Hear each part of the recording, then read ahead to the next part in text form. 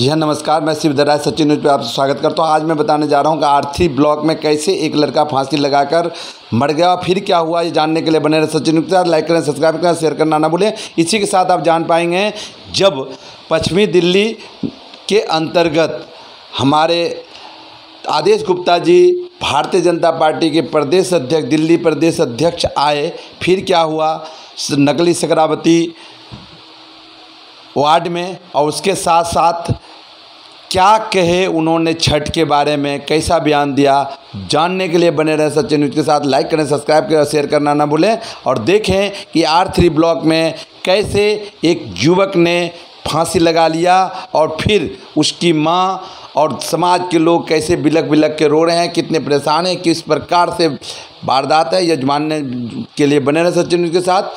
दोस्तों, आज मिली जानकारी के अनुसार रनहोला थाना अंतर्गत R3 मोहन गार्डन में एक विशेष रूप से सूचना मिला, जहां पता चला कि एक लगभग 27-28 वर्षीय लड़का ने, जो स्पीकर बनाने का कार्य करता था, अपने काम करने वाले कमरे में ही फांसी पर लटक कर अपना जान दे दिया, जिसके कारण उनकी मां किस प्रकार रो रही है आप देख पा रहे हैं इस खबर में। इस प्रकार से उनके मौत का कारण बताया जाता है कि परिवार में पति पत्नी में विवाद था, जिसके कारण यह मौत हुआ। इसके लिए देखें और जानें कि कैसे क्या क्या हुआ और कैसे उनकी मां रो रही है। बने रहें सचिन न्यूज़ के साथ। लाइक करें, सब्सक्राइब करें, शेयर करना ना भूलें। धन्यवाद।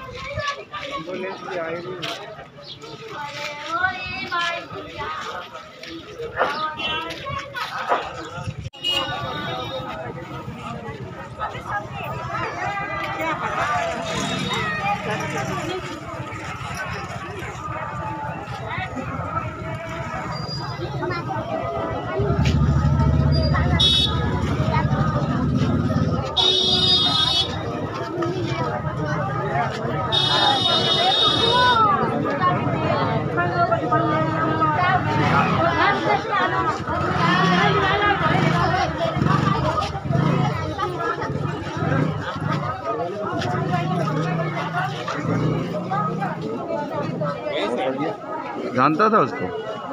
हाँ, सोनू का भाई, इसका भाई था। सोनू गुप्ता नाम था। सोनू गुप्ता। हाँ, सोनू गुप्ता स्पीकर बनाता था। स्पीकर ही बनाता है। ये उनकी मम्मी है, मम्मी बेहोश हो रही है। हाँ, अरे चलो मैं बना रहे हैं, ताला लगा के आएगी भैया, तो मेरे बुलाने से आएगी, तू आ जाएगी,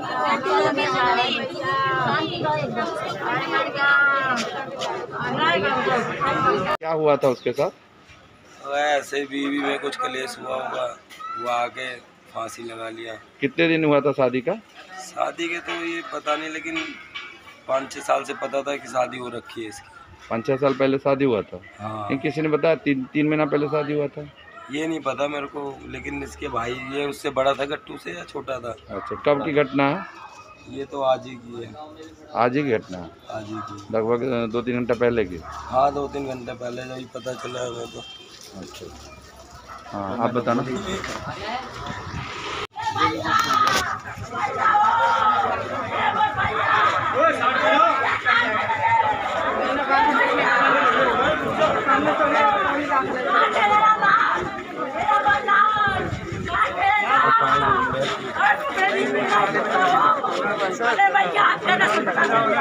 नीचे करते हैं, पीछे हट जा यार, क्यों टूट रहा है? लेके आ जाना भैया। अरे भैया हो, मीटर अंदर आके प्रॉपर्टी पड़ता संजय मिलती है। अरे मेरे प्रभु,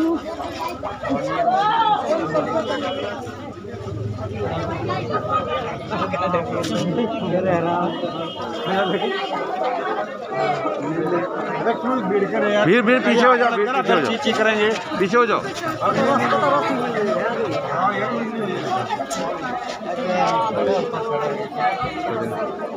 कर दे भाई, कर दे। लेला खिला काट गए बीमारी बीमारी बनेगा ये। अरे ओके सोचा तो भैया काकरा भी आ गई रे, काकरा भी आ गई रे।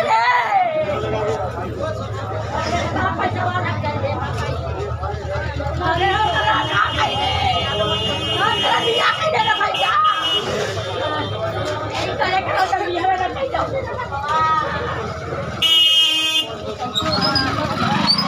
अरे भैया काकर के नहीं जाओ लड़ा।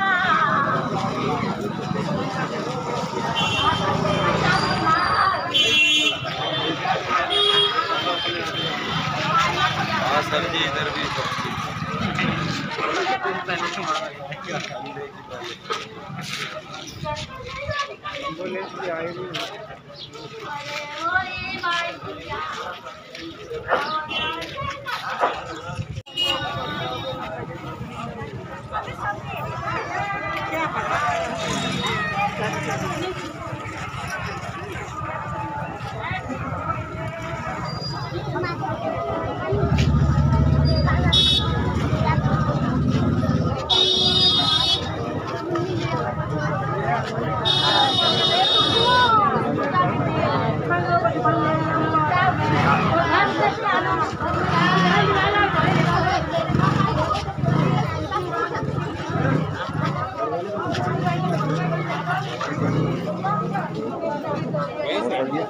जानता था उसको? हाँ, सोनू का भाई, इसका भाई था सोनू गुप्ता नाम था। सोनू गुप्ता। हाँ, सोनू गुप्ता स्पीकर बनाता था। स्पीकर ही बनाता है। ये उनकी मम्मी है, बेहोश हो रही है। हाँ, अरे चलो हम अपना रहे ताला लगा के आएगी भैया। अरे मेरे बुला में आएगी आ जाएगी।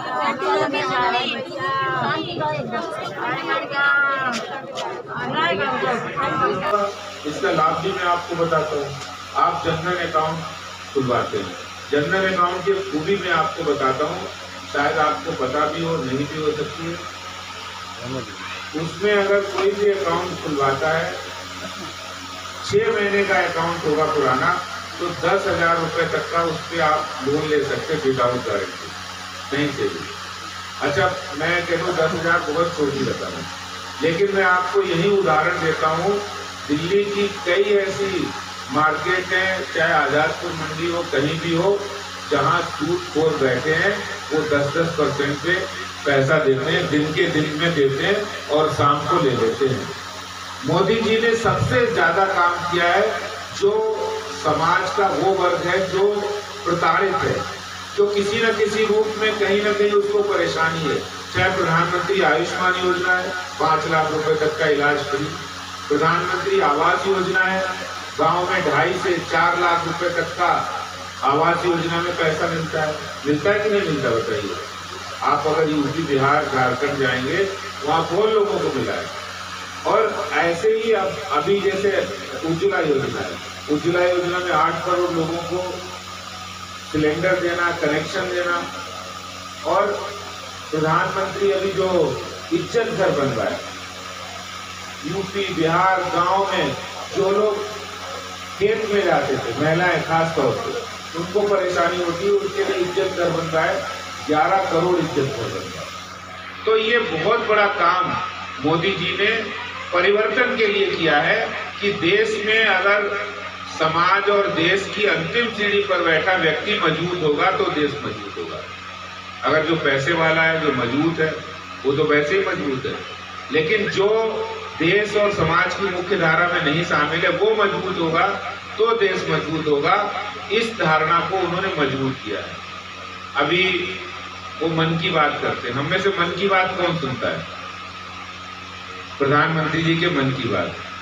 मैं आपसे एक बात सवाल करूंगा, आपको प्रधानमंत्री जी जैसे अभी पीछे 7 साल से उनकी सरकार है, तो आपको क्या परिवर्तन लगा पिछले 7 सालों में और अब में? कोई 1, 2, 3 हमारे साथी बताएं क्या परिवर्तन लगा कि पहले और अब में, जो आपको लगता हो फर्क, वो आप बता दीजिए। जी ना जी। मैं सेना से रिटायर्ड सुबेदार मेजर NP राय। मैं देश का पहला प्रधानमंत्री देगा जो भी योजना केंद्र से गांव तक, ब्लॉक लेवल तक, पंचायत लेवल तक जाती थी, वो वहां तक हमारे नहीं पहुंचती थी। अब प्रधानमंत्री मोदी जी के आने के बाद ये योजना सीधा डायरेक्ट खाते में जाता है, इससे गरीबों को बहुत फायदा होता है। दूसरी बात, आज तक देश के निम्न वर्ग के लोगों से लेकर के पंचायत के अधिकारी तक और मुखिया सरपंच तक जो गांव में होते हैं, वो ललायित होते थे कि प्रधानमंत्री हमारे कैसे, वो डायरेक्ट उनसे बात करते हैं। ये सबसे बड़ी खूबी आई कि जनता प्रधानमंत्री जी से, नारी जो है अपनी महिलाएं, इनको मौका नहीं मिलता था, खास तौर पर उनसे ज़्यादा वो बात करते हैं। ये मुझे सबसे अच्छा लगा। हमको तीसरी बात, हम फौजी हैं, हम अपने बारे में बोलेंगे। आज तक जम्मू कश्मीर में किस तरह से हम लोग जीवन बिताए आप लोग टीवी पर देखते हैं, लेकिन आज के दिन में हम जो भी सेवानिवृत्त हो चुके हैं, बहुत खुशी होती है। हमारी फौजियों से भी अपने एक से बातें होती है। प्रधानमंत्री जी का बहुत बड़ा इस सबके लिए जो है ये करते हैं, जैसे एक हमारे हाथ में बंदूक है और चलाने की हमारे पास पावर नहीं है, वो होती थी पहले, अब वो नहीं है। अब हम गोली चलाते हैं, देश की रक्षा करते हैं। दूसरा, इन्होंने अभी OROP जो दिया है फौजियों के लिए, बाकी सब जन धन योजना और जितने योजना के अलावा हमारे फौजियों के लिए भी इन्होंने OROP जो दिया है, 1 रैंक 1 पेंशन, हमारे फौजी इससे काफी खुश हैं। ये सब चीज परिवर्तन देखने को मिला। क्या नाम है आपका? सुरदार मेजर MP राय, मैं पटियाला विधानसभा का नितेश्वर प्रसाद राय, सुरदार नितेश्वर प्रसाद। बहुत अच्छी तालियां बजाइए। देखिए, बहुत अच्छी बात कही है कि एक इन्होंने कहा कि सीधे पैसा पहुंचता है। अच्छा, ये अभी तक क्यों नहीं पहुंचा? किसने रोका था? 60 वर्ष तो कांग्रेस ने शासन किया ना। कांग्रेस के एक नेता थे जो भारत के प्रधानमंत्री भी रहे, राजीव गांधी जी। उन्होंने मंच से कहा कि हम आपको 100 रुपया देते हैं, आप तक आते आते 15 रुपया रह जाता है। बाद में उसको मोन्टेक सिंह आलूवालिया ने करेक्ट किया और कहा 15 रुपया नहीं 14 रुपया ही पहुंचता है। यानी 100 रुपया खाते से निकलता था सरकार के, और वो जाते जाते 14 रुपया रह जाता था। वो 86 रुपया कहाँ जाता था? वो जाता था कांग्रेस के नेता, अधिकारी, बिचौलिए, उनके पास जाता था। कहीं बाढ़ आ गई तो बाढ़ राहत के नाम पे, कहीं सूखा पड़ गया तो सूखा राहत के नाम पे, कहीं कोई आपदा आ गई उस आपदा राहत के नाम पे, कहीं पर किसी विधवा की पेंशन हो, बुजुर्गों की पेंशन हो, किसानों का हो, मजदूरों का हो, सब पैसा बिचौलियों के, दलालों की और अधिकारियों की और नेताओं की, कांग्रेस के नेताओं की जेब में जाता है। मोदी जी ने आए, उन्होंने कहा न खाऊंगा और न खाने दूंगा, न खाऊंगा न खाने दूंगा। और इसके लिए रास्ता भी बहुत अच्छा है। अभी उन्होंने 10 करोड़ से ज्यादा किसानों को किसान सम्मान निधि दी, डायरेक्ट उनके अकाउंट में। कोई बीच में परिंदा भी पर नहीं मार सकता है। अगर किसान के अकाउंट में उन्होंने 2000 रुपये 4 महीने में डलवाए, यानी 6000 रुपये साल में डलवाए, तो वो डायरेक्ट पहुंचेगा। कोई बिचौलिया ये नहीं कहेगा कि मैं आपके 6000 रुपये लगवा रहा हूँ, 3000 हमें दे देना, 3000 आप लग देना। कोई मानती कि 1 रैंक 1 पेंशन लागू होनी चाहिए, किसी सरकार की हिम्मत नहीं पड़ी। जबकि इससे सरकार के ऊपर 50,000 70,000 करोड़ से ज्यादा का बोझ पड़ा है। लेकिन मोदी जी ने परवाह नहीं की। मोदी जी ने कहा जो सेना का जवान हमारे देश की रक्षा के लिए अपने जीवन की परवाह किए बिना वहां तैनात है, उसके जीवन में खुशहाली होनी चाहिए, उसके परिवार के लिए खुशहाली होनी चाहिए। इसलिए 1 रैंक 1 पेंशन में उन्होंने देर नहीं लगाई। तो ये एक निर्णय लेने वाली सरकार, एक निर्णय लेने वाले प्रधानमंत्री, भारत को मजबूत करने वाले। आप देखिए, कश्मीर में धारा 370 और 35 से चुटकियों में खत्म हो गई।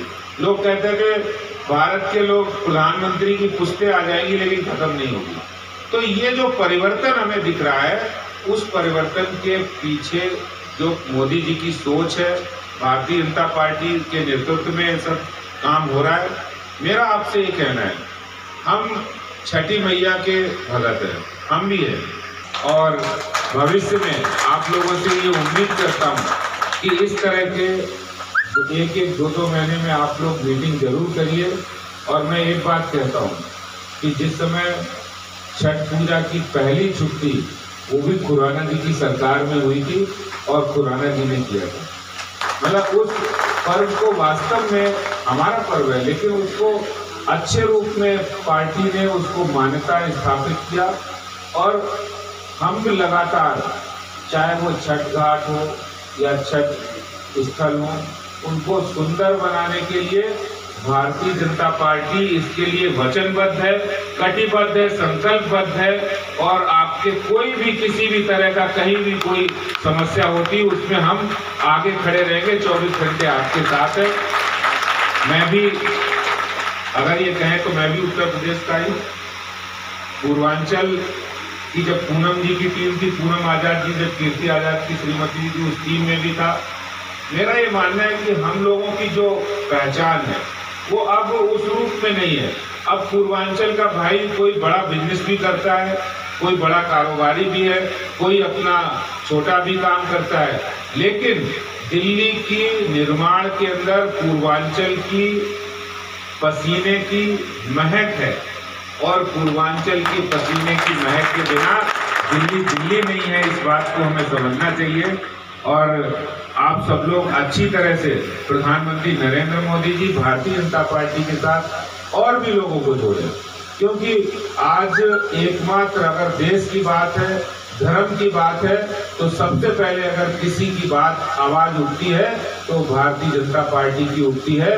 अभी अफगानिस्तान के अंदर महाराजा रणजीत सिंह जी की प्रतिमा को तोड़ा गया, उसके लिए भी किसी की आवाज नहीं उठी। खुद अकाली जो सिखों की राजनीति करते हैं उनकी भी नहीं उठी, उसकी आवाज सबसे पहले भारतीय जनता पार्टी ने उठाई, पाकिस्तान के दूतावास पर प्रदर्शन किया।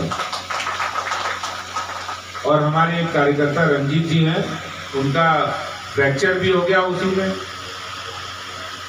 रंजीत जी के लिए भी एक बार आप लोग तालियां बजाइए। हमारे जुझारू कार्यकर्ता जो दिन रात मेहनत करके काम करते हैं, आप सबका बहुत बहुत धन्यवाद। नमस्कार, जय हिंद, जय भारत, जय छठी मैया की, जय छठी मैया, जय। बहुत बहुत बहुत धन्यवाद अध्यक्ष जी।